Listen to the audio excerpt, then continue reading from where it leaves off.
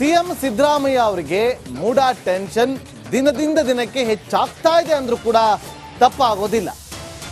ಸಿಬಿಐಗೆ ತನಿಖೆಗೆ ವಹಿಸಬೇಕು ಅನ್ನುವ ಅರ್ಜಿ ವಿಚಾರಣೆ ಈಗ ಕೋರ್ಟ್ನಲ್ಲಿ ನಡೀತಾ ಇದೆ.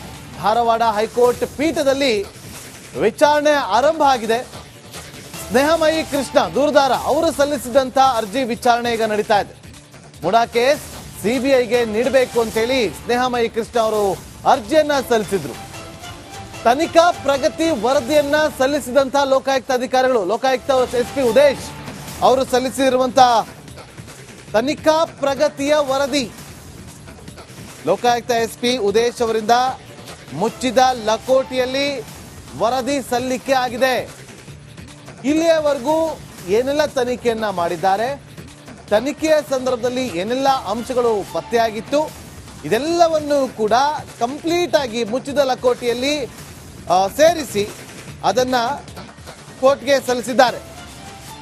ಇನ್ನು ದೂರದರಾಗಿರುವಂತಹ ಸ್ನೇಹಮಯಿ ಕೃಷ್ಣ ಪರ ವಕೀಲರು ವಾದವನ್ನ ಮಂಡಿಸ್ತಾ ಇದ್ದಾರೆ. ಯಾವ ಕಾರಣಕ್ಕೋಸ್ಕರ ಈ ಒಂದು ಪ್ರಕರಣವನ್ನ ಸಿಬಿಐಗೆ ವಹಿಸಬೇಕು ಅಂತೇಳಿ ಸ್ನೇಹಮಯಿ ಕೃಷ್ಣ ಪರ ವಕೀಲರಾಗಿರುವಂತಹ ಮಣಿಂದರ್ ಸಿಂಗ್ ವಾದವನ್ನ ಮಂಡಿಸ್ತಾ ಇದ್ದು, ದೇವರಾಜು ಪರ ವಕೀಲ ದುಷ್ಯಂತ್ ದಾವೆ ಹಾಜರಾಗಿದ್ದಾರೆ. ಸಿದ್ದರಾಮಯ್ಯ ಪರ ವಕೀಲರಾಗಿರುವಂತಹ ಅಭಿಷೇಕ್ ಮನು ಸಿಂಘ್ವಿ ಕೂಡ ಹಾಜರಾಗಿದ್ದಾರೆ. ಸಿಬಿಐಗೆ ವಹಿಸುವ ವಿಚಾರವಾಗಿ ತನಿಖೆ ಆರಂಭ ಆಗಿದೆ. ವಾದವನ್ನ ಮಂಡಿಸ್ತಾ ಇದ್ದಾರೆ ಸ್ನೇಹಮಯಿ ಕೃಷ್ಣ ಪರ ವಕೀಲರು. ಪ್ರಬಲವಾಗಿ ವಾದವನ್ನ ಮಂಡಿಸ್ತಾ ಇದ್ದಾರೆ. ಸಿದ್ದರಾಮಯ್ಯವರ ಪರ ವಕೀಲರಾಗಿರುವಂತಹ ಹಿರಿಯ ವಕೀಲ ಅಭಿಷೇಕ್ ಮನು ಸಿಂಘ್ವಿ, ಅತ್ಯಂತ ಅನುಭವಿ ವಕೀಲರು, ಅವರು ಕೂಡ ಹಾಜರಾಗಿದ್ದಾರೆ. ಇನ್ನು ದೇವರಾಜು ಪರ ವಕೀಲರಾಗಿರುವಂತಹ ದುಷ್ಯಂತ್ ದಾವೆ ಅವರು ಕೂಡ ಹಾಜರಾಗಿದ್ದಾರೆ. ಒಂದು ಕಡೆ ಲೋಕಾಯುಕ್ತ ತನಿಖೆಯನ್ನ ನಡೆಸ್ತಾ ಇದೆ. ಅದರ ಪ್ರಗತಿ ಅಂದ್ರೆ ತನಿಖೆಯ ಪ್ರಗತಿ ವರದಿ ಯಾವ ಪ್ರಗತಿ ಇರೋದು, ಯಾವ ಹಂತದಲ್ಲಿದೆ ತನಿಖೆ ಅನ್ನೋದ್ರ ಬಗ್ಗೆ ಒಂದು ಮುಚ್ಚಿದ ಲಕೋಟೆಯಲ್ಲಿ ವರದಿಯನ್ನ ಕೋರ್ಟ್ಗೆ ಸಬ್ಮಿಟ್ ಮಾಡಿದ್ದಾರೆ. ಅದು ಲೋಕಾಯುಕ್ತ ಎಸ್ಪಿ ಉದೇಶ್ ಅವರು ಮುಚ್ಚಿದ ಲಕೋಟೆಯಲ್ಲಿ ವರದಿಯನ್ನು ಸಲ್ಲಿಸಿದ್ದಾರೆ. ಇನ್ನು ಮೂಡಾ ಕೇಸ್ನಲ್ಲಿ ಸಿಎಂ ಸಿದ್ದರಾಮಯ್ಯ ಅವರ ವಿರುದ್ಧ ಆರೋಪ ಇದೆ. ಅವರು ಅತ್ಯುನ್ನತ ರಾಜಕೀಯ ಹುದ್ದೆಯಲ್ಲಿದ್ದಾರೆ, ಸಿಎಂ ಹುದ್ದೆಯಲ್ಲಿದ್ದಾರೆ. ಹಾಗಾಗಿ ಇಲ್ಲಿ ಕೇಂದ್ರ ತನಿಖಾ ಸಂಸ್ಥೆಯೇ ತನಿಖೆಯನ್ನ ಮಾಡಬೇಕು. ಅಷ್ಟೇ ಅಲ್ಲ, ಈ ಬಗ್ಗೆ ಸುಪ್ರೀಂ ಕೋರ್ಟ್ನ ಆದೇಶನೇ ಇದೆ ಅಂತೇಳಿ ತಿಳಿಸಿದ್ದಾರೆ. ಸುಪ್ರೀಂ ಕೋರ್ಟ್ ಆದೇಶವನ್ನು ಕೂಡ ಓದಿದ್ದಾರೆ ಮಣಿಂದರ್ ಸಿಂಗ್ ಅವರು, ಸ್ನೇಹಮಯಿ ಕೃಷ್ಣ ಪರ ವಕೀಲರಾಗಿರುವಂತಹ ಮಣಿಂದರ್ ಸಿಂಗ್ ಅವರು. ನೋಡಿ, ಒಂದು ಅತ್ಯುನ್ನತ ಸ್ಥಾನದ ಹುದ್ದೆಯಲ್ಲಿರುವಾಗ ಅದರ ಅಧೀನದಲ್ಲಿರುವಂತ ಸರ್ಕಾರದ ಅಧೀನದಲ್ಲಿರುವಂತಹ ಸಂಸ್ಥೆ ತನಿಖೆಯನ್ನ ಮಾಡೋದಕ್ಕಾಗೋದಿಲ್ಲ ಯಾವುದು ಲೋಕಾಯುಕ್ತ. ಸುಪ್ರೀಂ ಕೋರ್ಟ್ನ ಆದೇಶ ಇದೆ. ಆ ಆದೇಶವನ್ನ ಓದಿಯಲ್ಲಿ ಮನದಟ್ಟು ಮಾಡಿಕೊಡುವಂತ ಕೆಲಸವನ್ನ ಮಾಡ್ತಿದ್ದಾರೆ. ಅವರು ಅತ್ಯುನ್ನತ ಸ್ಥಾನದಲ್ಲಿರುವಂತ ಹಿನ್ನೆಲೆಯಲ್ಲಿ ಕೇಂದ್ರ ತನಿಖಾ ಸಂಸ್ಥೆನೇ ಇಲ್ಲಿ ತನಿಖೆಯನ್ನ ಮಾಡಬೇಕಾಗುತ್ತೆ. ಲೋಕಾಯುಕ್ತ ಇಲ್ಲಿ ತನಿಖೆಯನ್ನ ಮಾಡೋದಕ್ಕಾಗೋದಿಲ್ಲ. ಯಾಕಂದ್ರೆ ಸುಪ್ರೀಂ ಕೋರ್ಟ್ನ ಗೈಡೆನ್ಸ್ ಇದೆ, ಸುಪ್ರೀಂ ಕೋರ್ಟ್ನ ಒಂದು ಆದೇಶ ಇದೆ. ಹಾಗಾಗಿ ಇದನ್ನ ಸಿಬಿಐ ತನಿಖೆ ಮಾಡೋದಕ್ಕೆ ಆದೇಶವನ್ನ ಕೊಡಿ ಅಂತೇಳಿ ಅವರು ವಾದವನ್ನ ಮಂಡಿಸ್ತಾ ಇದ್ದಾರೆ. ಮತ್ತೊಂದು ಕಡೆ ನರ್ಮದಾ ಬಾಯ್ ಪ್ರಕರಣದ ಆದೇಶವನ್ನ ಓದಿ ತಿಳಿಸಿದ್ದಾರೆ ಮಣಿಂದರ್ ಸಿಂಗ್ ಅವರು.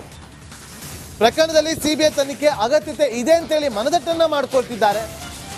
ಸುಪ್ರೀಂ ಕೋರ್ಟ್ನ ಆದೇಶದ ಜೊತೆಗೆ ಪಂಜಾಬ್ ಹೈಕೋರ್ಟ್ ಪ್ರಕರಣವೊಂದನ್ನು ಕೂಡ ಸಿಬಿಐ ಕೊಟ್ಟಿತ್ತು, ಅದರಲ್ಲೂ ಕೂಡ ಅಂತಹ ಅಗತ್ಯತೆ ಇದೆ ಅಂತೇಳಿ ಮಣಿಂದರ್ ಸಿಂಗ್ ಅವರು ವಾದವನ್ನ ಮಂಡಿಸ್ತಾ ಇದ್ದಾರೆ. ಪ್ರಕರಣದಲ್ಲಿ ಸಿಬಿಐ ತನಿಖೆ ಮಾಡೋದು ಬಹಳ ಅಗತ್ಯತೆ ಇದೆ. ಹಾಗಾಗಿ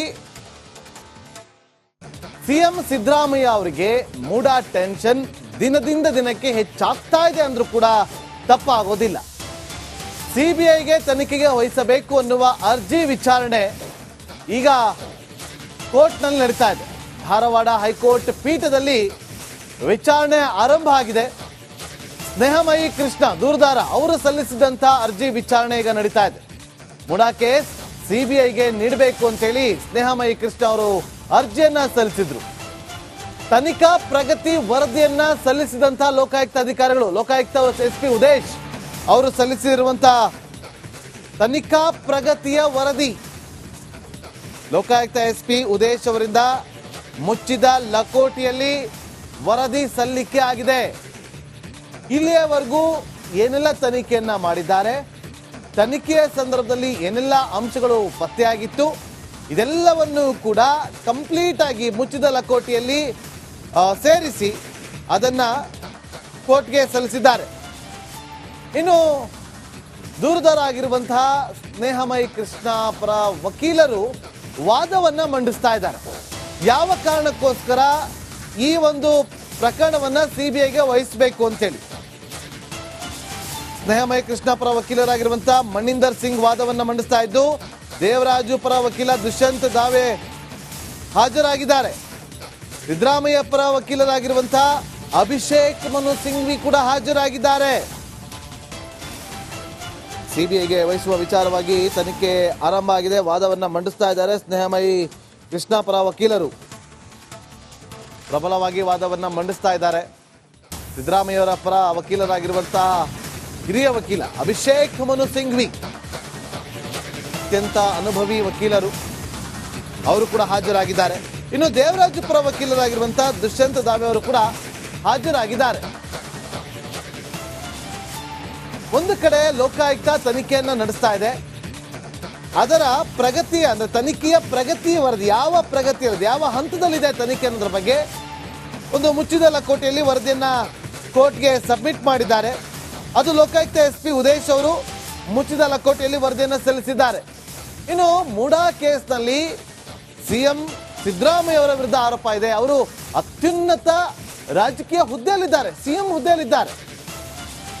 ಹಾಗಾಗಿ ಇಲ್ಲಿ ಕೇಂದ್ರ ತನಿಖಾ ಸಂಸ್ಥೆಯೇ ತನಿಖೆಯನ್ನ ಮಾಡಬೇಕು.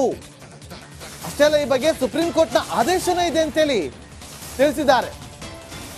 ಸುಪ್ರೀಂ ಕೋರ್ಟ್ ಆದೇಶವನ್ನು ಕೂಡ ಓದಿದ್ದಾರೆ ಮಣಿಂದರ್ ಸಿಂಗ್ ಅವರು. ಸ್ನೇಹಮಯಿ ಕೃಷ್ಣ ಪರ ವಕೀಲರಾಗಿರುವಂತಹ ಮಣಿಂದರ್ ಸಿಂಗ್ ಅವರು ನೋಡಿ, ಒಂದು ಅತ್ಯುನ್ನತ ಸ್ಥಾನದ ಹುದ್ದೆಯಲ್ಲಿರುವಾಗ ಅದರ ಅಧೀನದಲ್ಲಿರುವಂತಹ ಸರ್ಕಾರದ ಅಧೀನದಲ್ಲಿರುವಂತಹ ಸಂಸ್ಥೆ ತನಿಖೆಯನ್ನ ಮಾಡೋದಕ್ಕಾಗೋದಿಲ್ಲ ಯಾವುದು ಲೋಕಾಯುಕ್ತ. ಸುಪ್ರೀಂ ಕೋರ್ಟ್ನ ಆದೇಶ ಇದೆ. ಆ ಆದೇಶವನ್ನ ಓದಿಯಲ್ಲಿ ಮನದಟ್ಟು ಮಾಡಿಕೊಡುವಂತ ಕೆಲಸವನ್ನ ಮಾಡ್ತಿದ್ದಾರೆ. ಅವರು ಅತ್ಯುನ್ನತ ಸ್ಥಾನದಲ್ಲಿರುವಂತ ಹಿನ್ನೆಲೆಯಲ್ಲಿ ಕೇಂದ್ರ ತನಿಖಾ ಸಂಸ್ಥೆನೇ ಇಲ್ಲಿ ತನಿಖೆಯನ್ನ ಮಾಡಬೇಕಾಗುತ್ತೆ.